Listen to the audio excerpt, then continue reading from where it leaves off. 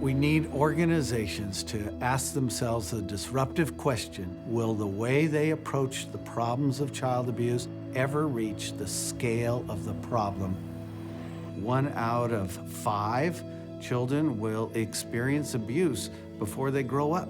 In our current strategies, for the next generation, there's not going to be enough government money or donations to address the problem at this scale. There needs to be another way. The Magnolia Community Initiative is a voluntary network of about 75 partners across different sectors that are primarily working with the same families, but the families are having to navigate a system of organizations that aren't actually talking to each other. We're trying to establish a shared vision for a population of about 110,000 people, 35,000 of which are children in the 5 square mile area, about 500 blocks in LA. You know, if somebody doesn't have a job, it can trigger depression, it can trigger child maltreatment, it can trigger homelessness.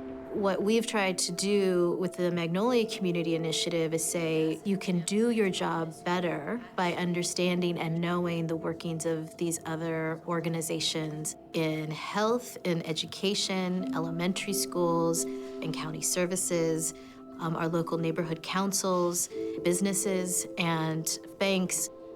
So the idea is that you're talking about these things consistently, even though it may not be related to financial literacy. One of the things that we work towards with all of our partners is not only provide the service, but also ask an additional 3 questions around social isolation, maternal depression or family stressors, and child development concerns. We feel that those 3 questions are real proxies for deeper underlying issues.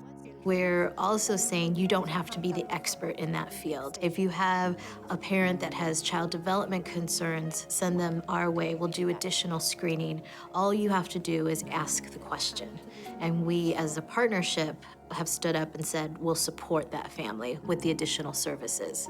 Like, for example, the child development piece is one area where we're really low. And so we kind of started brainstorming about how we can start tweaking the conversations that we have with those parents in order for child development to come up. I think our success really lies in the fact that all of our individual partners, especially those that are working directly with families, is that they have the permission to go beyond just the service that they provide and tap into all of the expertise and all of the other services within the network and really meet that client's need. One of the issues that many of the partners have is that we provide families with information on where to go next. Someone comes into me and I find out that maybe mom could use some support or counseling, and I make that referral. I never know what happens with that referral. The warm handoff was this concept that some people are here within the building, and rather than saying, oh, call St. John's for counseling support, I could walk over to the person in St. John's and say, here, this is what I know about this family, and this is what I think you might be able to help them with today. ¿Segunda mamá? Hola, buenas tardes, ¿cómo está? Y es del programa de Magnolia. María Méndez, para servirle. The concept of a warm handoff was simple, it made sense to people, and again, I think they were able to see the effect on families and the effect on their referrals and the success of their referrals almost immediately. All of this effort takes a new kind of culture. We don't know the answer. So therefore, we need to go into this with a mindset of how can we learn and figure out what the answer is and what works. And we cannot do this same thing for 3 years, then we'll test it to see if it works. We can't take that long. So we need something, what can you try by next Tuesday? What you're trying to do is get as many micro experiments going on at one time as possible so you can learn more quickly. We're shifting data from something that evaluates performance to something that informs learning.